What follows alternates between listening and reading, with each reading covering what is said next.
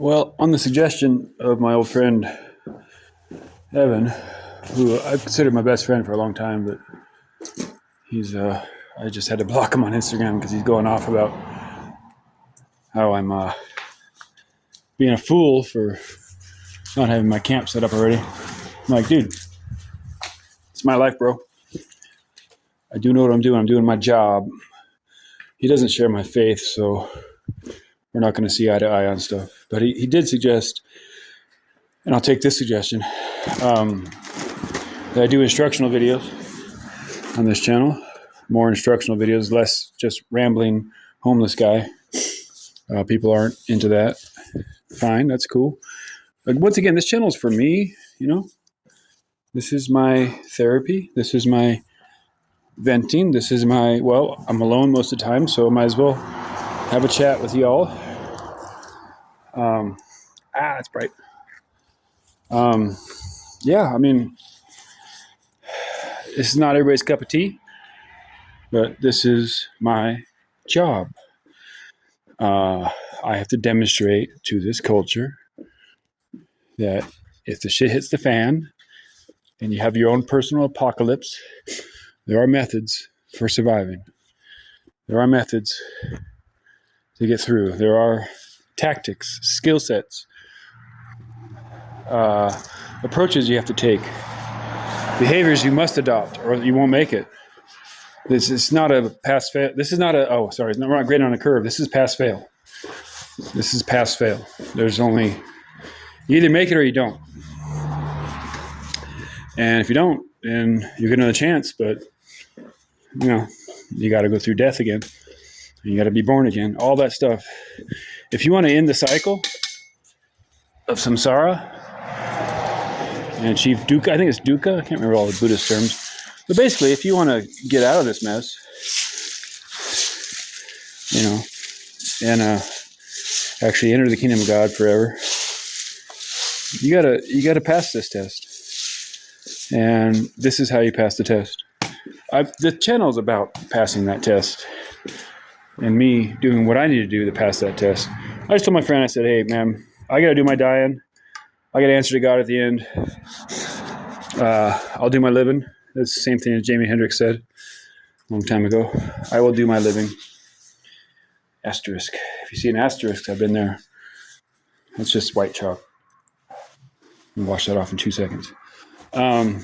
This is night 3 at Plumas Rural Services, minus one night at my friend's place, their trailer. Last night, the deputy came and talked to me, and he said he was going to check with PRS, Plumas Rural Services, to see if they have a problem with me staying here, because there's nowhere else to go. I could go up on the hill. I could push my cart half a mile in the dark and the fog and the cold, and then go pitch a tent and all those things. I could do all that. Today I worked all day. Today I swept. Today I volunteered my time. I made $13 and got an outfit from the thrift store. And that's a fair exchange, in my opinion. So, okay, here's an example of how you do things. So, tying this off with a hitch, and then release my beautiful kettle with my herbs in it. I have a pot to cook soup in, and I have, by the way, I set my kettle on my most blessed space, which is, the asterisk denotes the most blessed space, anywhere I'm at. Everything has meaning. So I put a girth hitch on the backpack to hold it in place while I was walking. This cart, right now, as is loaded, is approximately 220 pounds. Just that cot weighs 25, probably. It's heavy. 5 backpacks loaded, for each one loaded, ready to grab and head to the hills, if necessary. Hopefully not necessary. I can outfit an army. I can outfit all of you. If anybody wants to come to Quincy, anyone in the right mind, anyone willing to work, anyone willing to help and not be a drain on my situation, anyone willing to, anyone knows what's actually up and is willing to actually do the hard work of the kingdom. you're more than welcome. At the moment, it's just me. Last night, Cam was here for a while. Thank God he took off when he did, because the deputy showed up like 10 minutes later, and Cam was drinking heavy and had a lot of alcohol on him. And he's a young guy. He's of age, but he's a young guy. I'm not trying to get my friends in trouble. And, no crime in having a little sippy sip on occasion. You know what I'm saying? So I'm laying out in my bed. Hiya. There we go. Two-handed operation. I'm using their placemat, a doormat that I found in an alley, abandoned. See, the bike that was a good carry system for the bike, and the buckle held up. I was worried about that. Don't drop glass on the ground. A little bit of kombucha left. That's good. This was a found kombucha that was unopened, or I think actually it was opened, and it surprised the person how fizzy it was. So they just set it down at the bus stop and abandoned it. I'm the beneficiary of that. I can always use a kombucha. Always. Let's hang it up. I don't know what this is hanging on. Okay. Should be free. Oh, it's the last. Okay. Had a little webbing tied on there. So both bikes, the broom and the walking stick. This is the distillation of my time in Quincy. Most people, they measure wealth in terms of like your retirement plan or your Roth IRA or your 401k, I measure my wealth in useful items for survival. And the bicycles are beautiful bicycles. Both of them are actually fantastic bicycles. The Trek has slightly different use than the Miata. Slightly lower gears, a little more finesse required to ride it. Much narrower handlebars, so it's old school. Whereas with the down tube shifters, whereas the Miata is just a blitzkrieg bike. It's just beautiful, fast. I can't get into the small ring, so I can only go fast on that bike. I did just climb up from Safeway up Cemetery Hill in a 5219 at about 9 miles an hour. So I still have those muscles. My legs are coming back. That's beautiful. My legs are really coming back. I looked at the gym. I was like, I looked at my, damn, I'm buff. Doesn't happen every day. It takes a long time to build your legs back from the years in Idaho where I couldn't ride. Not a fan of it living anywhere where I can't just go out the door and ride. Really not a fan of that. I'm gonna turn this into a spear. There's another. This is cottonwood, but it's soft. It's easily malleable. Might just make it into a tent stake, but that's nice to have on hand at my side while I'm sleeping in case critters show up. Today in town, walking into town, I encountered a dead fox on the highway, directly across from the cemetery. And it kind of threw me off a little bit. I was like, oh, foxes are clever. How'd this one get run over? And it's pretty sizable. I thought it was a chipmunk at first, and I stopped and looked, and it was a fox, very dead. The tail was still good, and I thought about cutting the tail off. I'm not that guy yet, but I did pick it up by the tail and get it off the road so people didn't have to avoid it and hit it and make it worse. And then I actually later in the day I ran into Officer Peabody. Gary, how are you? If you're watching this, good man. He checked in on me. I flagged him down, or their truck, and it was Gary and I think Courtney with a Z, Zaragoza or something. Last name with a Z. We had a good conversation. We had a long conversation. Like, I felt bad because I'm taking up his shift, but he's like, no, he's checking on me. Actually checking in on me. That's like very friendly.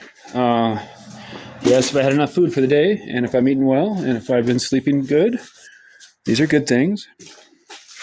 uh, protect and serve. I think he approaches his job how I would if I were in that position. So, very much a fan. I think we're going to be lifelong friends. That's how you make friends, you help each other out. So the two bikes, I got the headlamp going on low. Got my trail shoes, my PCT shoes for next year. These are awesome. The Ultras 275s. I found the receipt for these actually in the library trash can. The guy who bought those shoes and then left them in Chester left the receipt in a box with the box for these shoes was at the library in Quincy. And then I found the shoes randomly at a hotel room in Chester. What are the odds? Very small. But the receipt showed that those are $175 shoes. Vibram soles, little built-in gaiters. They look like just cheap old homeless shoes. These are actually bad-ass shoes. And I will start the trail next year in shoes a lot like this. And I made a little hitch or a sling to carry them while I'm hiking. Yeah, see. Do you see that? I don't know how well I'm doing on filming, but I've had a long day. I've been pushing this cart around. This cart is heavy. And it's not just heavy physically. It's heavy to push energetically because it's a magnet for hate. I mean, it literally is a magnet for hate in this town because I guess the average IQ here is very low. I think I told this joke before, but having my kids grow up here raised the IQ of the town by 5 points. I actually think that's true. I'm not. It's kind of a joke, but not really. I really do think the IQ of Quincy is very low. Something to do with something in the water. I don't know, but I don't like it. Never have. Strange place. It's a cold place. It's backwoods. It's redneck. It's all the things. It's all the Trump, MAGA, everything. But then it's also little Berkeley. So it's actually very Democrat. I love this road. More food. I'm gonna get a can of soup out. I'm just coming down from my efforts. Riding up the hill was intense, and I've gathered everything. This is everything. This is my entire collection. There's more stuff in the car. I have valuable things in the trunk that I'm not going to tell anybody on this channel. You can't even get in the trunk until I jump the car, so I don't know how that's going to work without the keys. I guess I don't know. I'll figure it out. But I have some items that are additions for the bike that were a gift from a gentleman passing through town, traveling in his MR2 and a beautiful Orbea bicycle, and we had a great conversation, and he left me with some nice pedals for my future cycling needs. But it's beautiful. This is beautiful. You hear me coming down. You hear all my systems resetting to equilibrium. Found this braided wire in the trash today. Why would you throw it away? Who knows? I don't know. People are weird. None of my business, but I can use it for something. I might set up the cot. I know, not tonight. I don't need to do all that. I mean, that would make sleep a lot better, but I also don't need any extra chores in the morning. Pretty intense day. A lot of energy put out. A lot of donated time put out into this town. A lot of effort put out. A lot of positive energy reflected and come back to me, but also a lot of negative energy. So it is put on the full armor of God. I'm not kidding. I mean, to get that level of second guessing from my good friend and a level of literally belittling my God and my faith, laughing at me for my approach, the way I do things. I said, you can insult me all you want. You do not insult my God. So that's the bottom line. He doesn't believe, so I wouldn't expect him to understand. And at a certain point, you got to cut people out that are unequally yoked in your life. You have to actually, this is spiritual war. And we need warriors at our side, not people that second guess your actions of faith, people that understand my faith and help me and promote me and support me in real ways and not just, lip service. I'm getting a lot of lip service from the church. I'll be honest with you.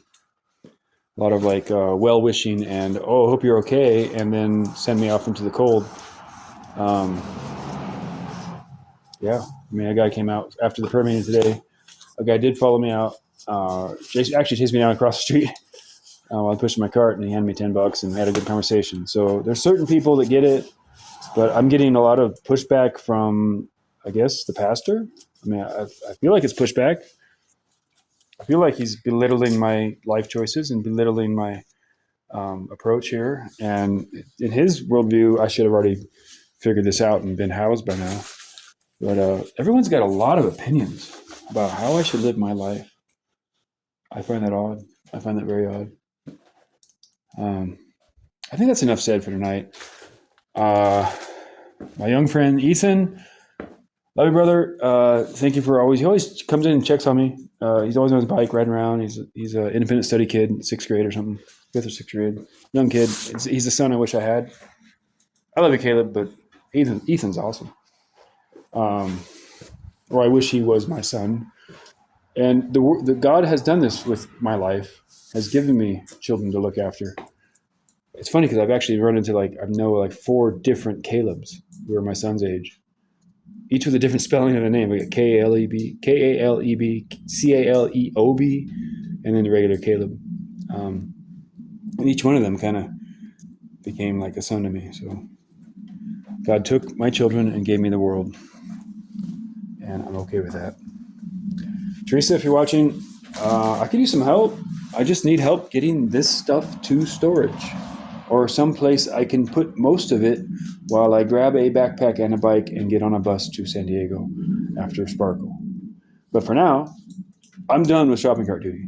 I'm done with this. I would like this to stop.